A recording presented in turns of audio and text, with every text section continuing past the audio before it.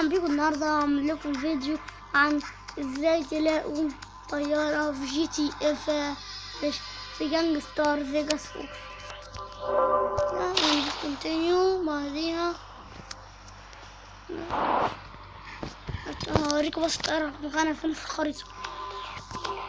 طيارة كده هنا كده، بس مينفعش اعمل نقطة هناك.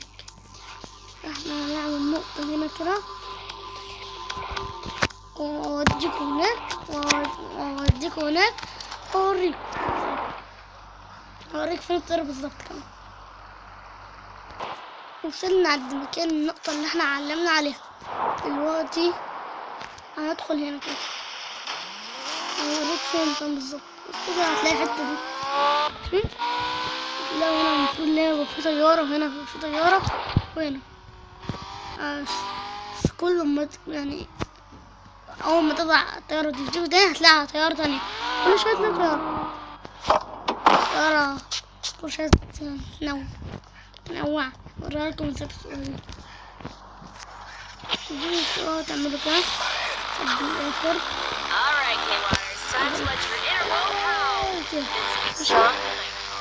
هنا يعني تطلع منها، وهنا بتتحكموا ازاي تطلع فوق ولا تنزل تحت. تعمل كده فوق وتعمل كده في البيت.